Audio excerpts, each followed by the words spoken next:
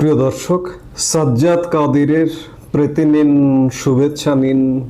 এই মুহূর্তে আপনাদের সামনে একটি মজার বিষয় নিয়ে কথা বলতে এসেছি, মজার বিষয়ে আলাপ করতে এসেছি। সেটি হচ্ছে বাংলাদেশের পরবর্তী সেনাপ্রধান কি গোলাম আজম পুত্র হচ্ছেন? এই প্রসঙ্গটি নিয়ে আপনাদের সামনে কথা বলবো।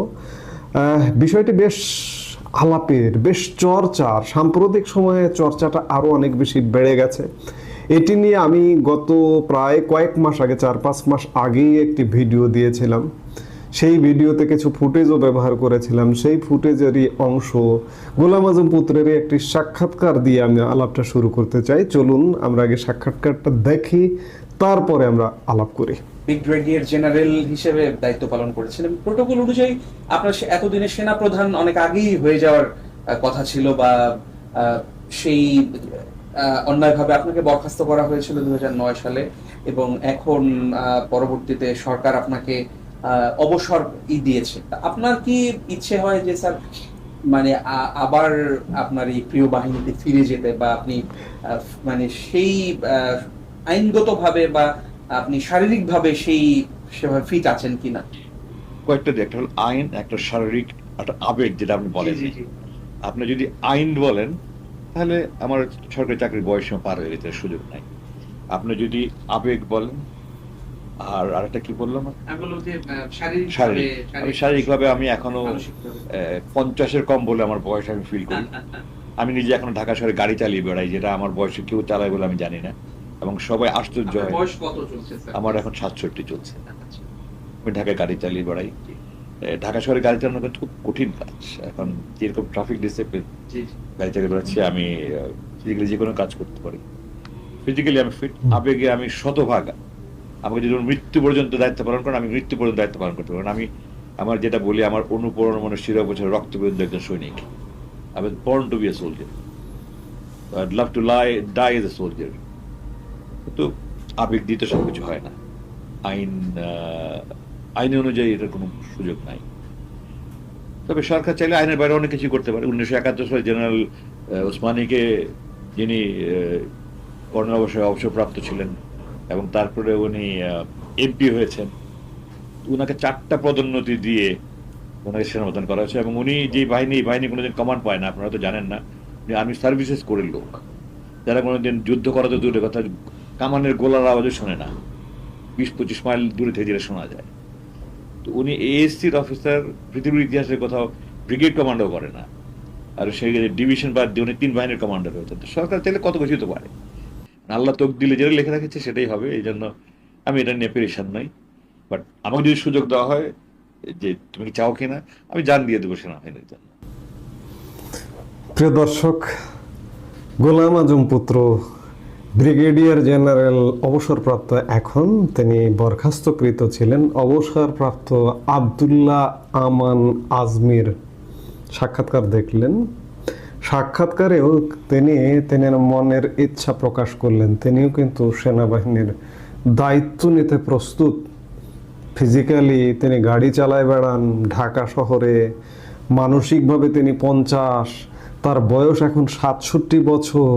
তিনি সেনাপ্রধান হবার স্বপ্ন দেখছেন। হয়তো জামাতের পক্ষ থেকে হয়তো স্বপ্ন দেখা হচ্ছে যে ব্রিগেডিয়ার জেনারেল আব্দুল্লাহ আমান আজমিকে বাংলাদেশের পরবর্তী সেনাপ্রধান বানাবেন।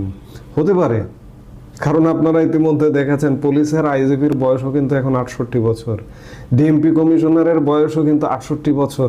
নিয়ম বহির্ভূতভাবে সম্পূর্ণ। 8 বছর 10 বছর আগে তারা অবসরে গেছেন, তাদেরকে ডেকে এনে তাদেরকে চাকরিতে দেওয়া হয়েছে। এই দেবার কারণে পুলিশ বাহিনী আউট অফ কন্ট্রোল। শুধু গোলাম আজম পুত্র ও আব্দুল্লাহ আমান আজমিকে দায়িত্ব নিয়ে এসে দেওয়া হোক, দিলেই সেনাবাহিনীটাও ধ্বংস হয়ে যাবে।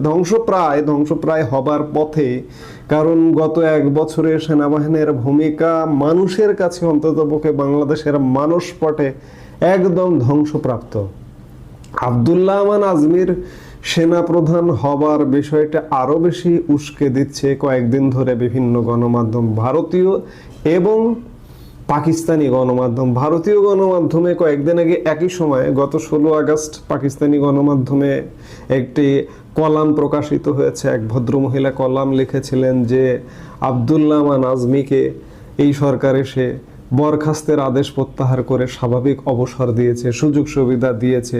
2009 সালে তাকে বরখাস্ত করা হয়েছিল আওয়ামী লীগ সরকারের সময়ে।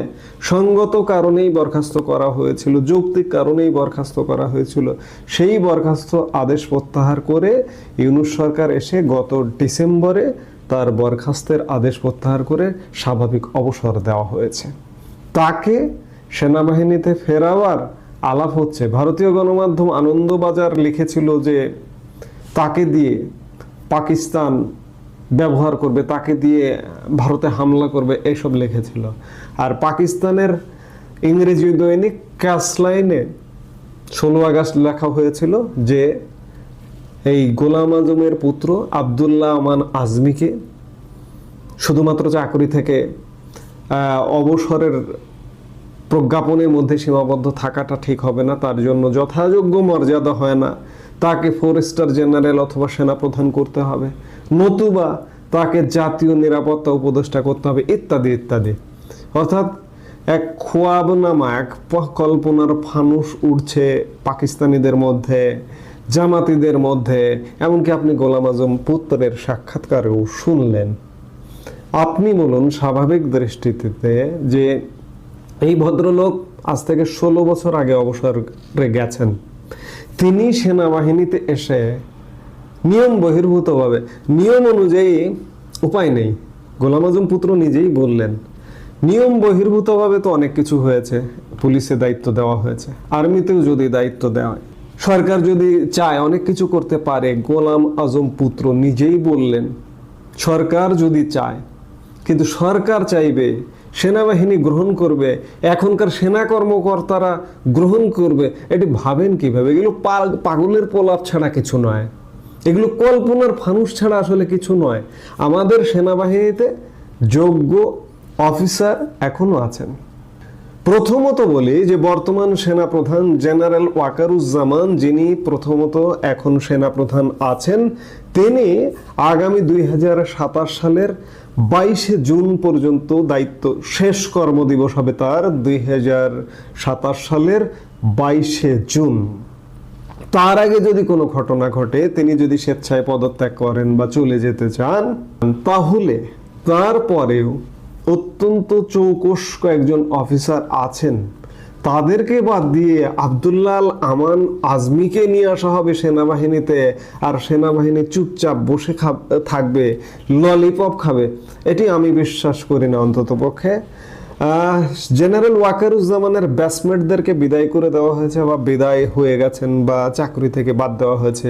বিশেষ করে ডক্টর মোহাম্মদ ইউনূসের সরকার গ্রহণের পরই কয়েকজন লেফটেন্যান্ট জেনারেলকে বাদ দেওয়া হয়েছে, চাকরি থেকে বহিষ্কার করা হয়েছে, বরখাস্ত করা হয়েছে, যার কারণে জেনারেল ওয়াকারুজ্জামান 13তম বিএমএ লং কোর্সের চাকরিতে ঢোকা একজন মানুষ। 13তম ব্যাচের এই মুহূর্তে কেউ নেই, 14তম ব্যাচের এই মুহূর্তে কেউ নেই, 15তম ব্যাচের এই মুহূর্তে কেউ নেই, এগুলো সব ফাঁকা করে ফেলানো হয়েছে। 16তম ব্যাচের এই মুহূর্তে কেউ নেই। আছেন জেনারেল ওয়াকারের পরে, এখন যদি জ্যেষ্ঠতার ভিত্তিতে আমরা চিন্তা করি, তাহলে lieutenant general Mizanur Rahman Shamim, chief of general staff CGS, যিনি 17তম বিএমএ লং কোর্সের একজন কর্মকর্তা এবং অত্যন্ত চৌকস একজন কর্মকর্তা। মিজানুর রহমান শামীম বীর প্রতীক খেতাবপ্রাপ্ত, বিশেষ করে পাহাড়ে পার্বত্য চট্টগ্রামে অভিযান চালানোর কারণে তিনি বীর প্রতীক খেতাব পেয়েছেন। তিনি হবেন, যদি জ্যেষ্ঠতার ভিত্তিতে কল্পনা করা যায়, কিংবা জেনারেল ওয়াকারুজ্জামান তার নির্দিষ্ট মেয়াদের আগে যদি চাকরি থেকে চলে যান, তাহলে মিজানুর রহমান শামীম হবেন। যদি মিজানুর রহমান শামীমকে টপকাতে হয়, তাহলে 17 পরেও বেশ খানিকটা ফাঁকা হয়ে গেছে। 20তম বিএমএ লং কোর্সের আরেকজন আছেন লেফটেন্যান্ট জেনারেল মোহাম্মদ শাহিনুল হক, তিনিও চৌকস অফিসার। এই মুহূর্তে তিনি এনডিসির কমান্ড্যান্ট হিসেবে আছেন। তিনি হবেন। শামীম যদি কোনো কারণে মিস করে কিংবা শামীমকে যদি টপকাতে হয় জ্যেষ্ঠতা, তাহলে মোহাম্মদ শাহিনুল হক হবেন। এরপরে আছেন লেফটেন্যান্ট জেনারেল কামরুল হাসান, এই মুহূর্তে পিএসও হিসেবে দায়িত্ব পালন করছেন। 3 নম্বরে তিনি হবেন। এত দূর যাবে না, কারণ প্রথম যিনি থাকবেন তিনি হতে পারেন, দ্বিতীয় হতে পারেন, এত পিছনে আসার কথা না। লেফটেন্যান্ট জেনারেল কামরুল হাসান আসার কথা নয় এখন, যেটি হোক না কেন। আর তারপরে আরো 2 জন লেফটেন্যান্ট জেনারেল আছেন যারা বর্তমান ইউনূস সরকারের আমলে প্রমোশন প্রাপ্ত। লেফটেন্যান্ট জেনারেল ফয়জুর রহমান নব্য, 1 বছরও হননি, তিনি প্রমোশন পেয়েছেন লেফটেন্যান্ট জেনারেল হিসেবে। এবং লেফটেন্যান্ট জেনারেল মোহাম্মদ মইনুর রহমান তিনি আছেন, তিনি সদ্য প্রমোশন পাওয়া, 1 বছরও প্রমোশন হননি, তাদের হবার কোনো সম্ভাবনা নাই। Lieutenant general Faizur Rahman QMG হিসেবে আছেন এবং lieutenant general Moinur Rahman GOC army training and doctrine command ময়মনসিংহে আছেন। অর্থাৎ আব্দুল্লাহ আমান আজমির যে সেনাপ্রধান হওয়ার স্বপ্ন তিনি যদি নিজে দেখেন, কিংবা জামাতপন্থীরা জামাত যদি দেখেন, কিংবা অন্য কোনো পক্ষ দেখেন, যদি পাকিস্তান দেখেন যে তাকে সেনাপ্রধান বানাবেন, বানিয়ে একটা কিছু করবেন, এটা মনে হয় হবে না। কারণ পুলিশের চেইন অফ কমান্ড আজও পর্যন্ত আসেনি। সেই ভুল কি আবারও করবে? পুলিশ কিন্তু এখনো তাদের আইজিপিকে কিংবা ডিএমপি কমিশনারকেও মানছে না, মানতে পারছে না, যার কারণে শৃঙ্খলা আসেনি এবং আসবেও না। এইভাবে যতদিন থাকবে আসবেও না, পুলিশের শৃঙ্খলা আসেনি। সেনাবাহিনীতেও জোর করে চাপিয়ে দেওয়া যেতে পারে, কিন্তু সেনাবাহিনী, আমি বারবার বলি যে এটা একটা সাপের খাঁচা, এখানে হাত দিলে হয়তো সাপ কামড় দিয়ে দেবে। কাজেই এই স্বপ্ন বা কল্পনার যে ফানুস ওড়ানো হচ্ছে, এই স্বপ্ন বা কল্পনার ফানুস কল্পনাতেই থাকবে। বাস্তবে কল্পনায় অনেক কিছু করা যায়, বলা যায়। আমি গতকালকেও বলেছিলাম, পাকিস্তানি ক্যাচ লাইনে যে আর্টিকেলটা, সেই আর্টিকেলের প্রেক্ষিতে এক মহিলা লিখেছেন, অনেকে অনেক কিছু লিখতে পারে, ওটা কল্পনার মধ্যেই থাকতে পারে, কিন্তু বাস্তবতা সম্পূর্ণ ভিন্ন। এই বাস্তবতা কোনোভাবেই বাস্তবায়িত হবে না, এ ব্যাপারে নিশ্চিত করে বলতে পারি। আমি আসলে এই বিষয়টা, এই ফালতু কল্পনার বিষয়টা নিয়ে আলাপ করতে চাইনি আলাদা করে, যে আব্দুল্লাহ আমান আজমিকে সেনাপ্রধান করা হবে বা পাকিস্তানের ক্যাচ লাইনে এরকম আর্টিকেল লেখা হয়েছে। আনন্দবাজারের আর্টিকেলটা নিয়ে, আমি রিপোর্টটা নিয়ে কথা বলেছিলাম, এটা নিয়ে করতে চাইনি, কিন্তু আমাকে গতকাল থেকে খোঁচা দিচ্ছে মানুষ, দিয়ে বলছে যে এটা নিয়ে একটু কথা বলুন, তাই আমি কথা বলতে এলাম। আসলে এগুলো অবাস্তব পরিকল্পনা ছাড়া কিছু নয়। এটি বলে আমার এই মুহূর্তের আলাপটা শেষ করতে চাই। সবাই ভালো থাকুন, সুস্থ থাকুন।